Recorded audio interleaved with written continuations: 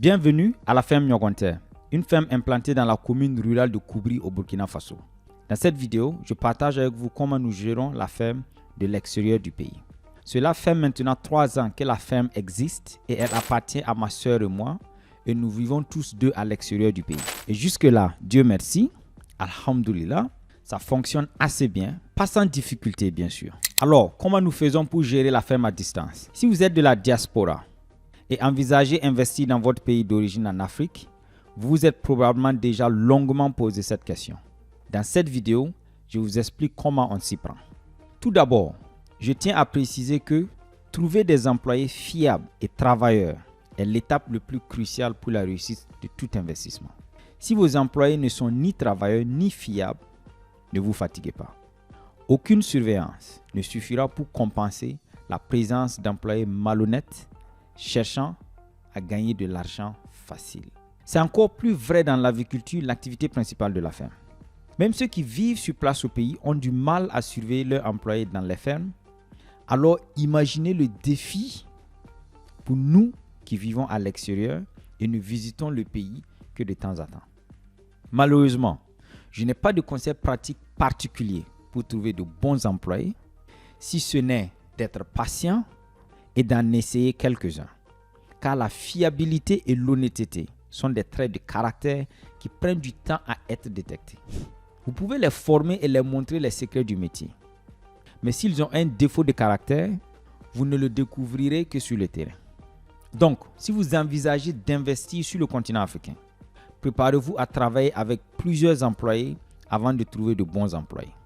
C'est le prix à payer. J'avoue que j'ai eu beaucoup de chance de trouver des employés fiables dès le début. C'est un seul employé que j'ai eu à renvoyer pour vol. Le seul autre qui nous a quittés est parti de son propre gré. Pas pour dire qu'il n'y a pas de difficultés avec mes employés. Il y a beaucoup de difficultés. Mais globalement, je n'ai pas de problème de vol, par exemple.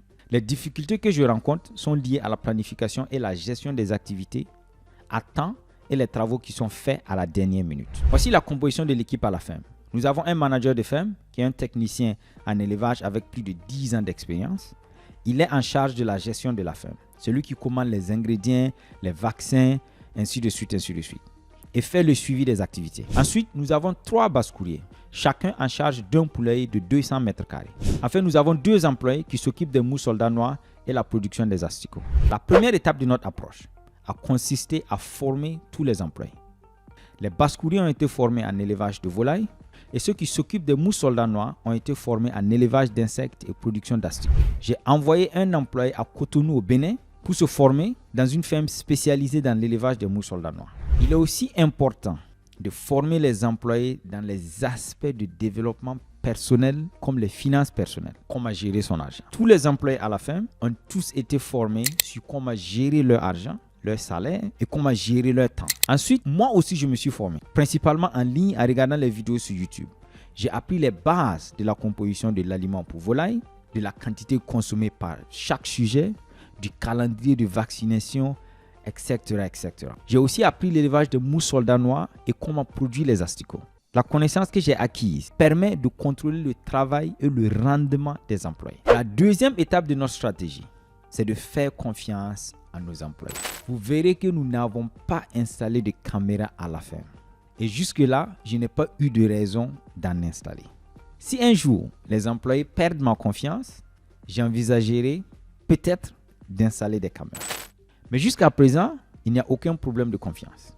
Donc, faites confiance à vos employés. Mais comme on dit, la confiance n'exclut pas le contrôle. Donc, il faut tout contrôler et régulièrement. Ce qui m'amène à la 3e étape de notre stratégie, que je pense est l'étape la plus importante. Le système de collecte de données à la ferme. Nous avons mis en place un système de collecte de données sur chaque activité de la ferme. Notre suivi et contrôle des activités et des performances sont entièrement basés sur cette collecte de données. Sans les données, nous ne serions pas capables de superviser la ferme à distance. Nous avons rédigé des documents que les employés remplissent régulièrement avec les données clés relatives à leur activité quotidienne et hebdomadaire. Par exemple, au niveau des poulaillers, Chaque basse-courrier a une fiche de suivi pour son poulailler qu'il doit remplir chaque jour avec le nombre de morts au cours des dernières 24 heures, le nombre de poulets vivants, la quantité d'aliments distribués, etc. C'est une fiche très bien détaillée. Par exemple, elle indique la quantité de nourriture que chaque poulet doit consommer chaque semaine. En plus, un échantillon de poulets est pesé une fois par semaine, généralement le lundi, pour déterminer le poids moyen et évaluer l'évolution des sujets. Comme nous avons d'autres activités, comme la culture d'azola, nous utilisons également des fiches similaires pour enregistrer les données quotidiennes de ces activités. Et le manager de la ferme est en charge de se rassurer que toutes les fiches sont remplies. Ces données sont ensuite saisies sur Google Sheet et j'ai accès à ça sur mon ordinateur automatiquement. J'ai juste besoin d'avoir une connexion Internet. La quatrième étape du suivi est aussi importante que la collecte des données est la réunion hebdomadaire, généralement le samedi, pour examiner les données et discuter de la semaine suivante. Avant la réunion, si j'ai le temps, je jette un coup d'œil sur les données et vois s'il y a un problème quelconque. Cette réunion dure généralement 1 heure, parfois 2 heures, selon la situation à la ferme et les défis rencontrés. Les réunions hebdomadaires sont très importantes car elles permettent d'aborder les problèmes et de planifier les activités à venir. La dernière étape, c'est la communication soutenue. Tout au long de la semaine, les employés partagent des photos, des vidéos et des messages vocaux via WhatsApp pour nous tenir au courant des activités à la ferme. Je peux ainsi me concentrer sur mon travail sans trop me soucier de la ferme, tout en gardant un œil sur elle grâce à ces photos et vidéos quotidiennes. Finalement, je rentre assez fréquemment au Burkina Faso. Avant, j'étais basé en Malaisie et je rentrais 2 fois dans l'année. Mais là, je suis basé au Niger, donc j'arrive à rentrer plus fréquemment. Et lorsque je rentre, je passe des jours à la ferme et je travaille avec les employés. J'ai un pied-à-terre sur place où je peux dormir confortablement. Donc, en résumé, notre stratégie de gestion de la ferme a été de former les employés sur les aspects techniques de l'élevage, mais aussi sur les aspects de développement personnel. Deuxièmement, je me suis formé moi aussi et j'ai acquis une connaissance de base des différentes activités. Cela m'a permis de donner des instructions claires, de poser des questions et les employés savent que je sais de quoi je parle. Troisièmement, j'ai mis en place un système, un mécanisme de collecte de données liées aux activités de la ferme.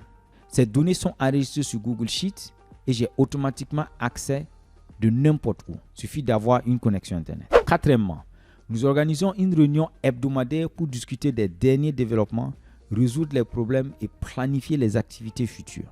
Cinquièmement, les employés partagent quotidiennement des photos, des vidéos et des messages vocaux via WhatsApp. Je réponds rarement à ces messages, sauf pour les encourager ou encore en cas de problème évident. Enfin, je rentre fréquemment et quand je suis au pays, je passe plusieurs jours à la ferme à travailler avec les employés. J'ai investi dans une ferme, donc l'approche sera différente pour d'autres types d'investissements. Certains types d'investissements sont plus faciles à surveiller à distance que d'autres. Il faut donc déterminer ce qui convient le mieux à votre investissement, à votre disponibilité, etc. Mais quel que soit votre investissement, vous devez vous impliquer. Vous devez y consacrer du temps. N'investissez pas, tournez le dos et pensez que tout se passera bien. Si vous ne vous engagez pas, il y aura de sérieux problèmes. Ensuite, vous devez également faire preuve de patience. Dans tous les cas, préparez-vous aux 2 issues possibles. Le succès comme l'échec.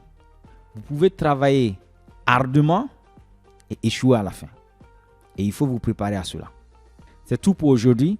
Comme d'habitude, j'espère que cette vidéo vous a été utile et qu'elle vous aidera dans votre projet.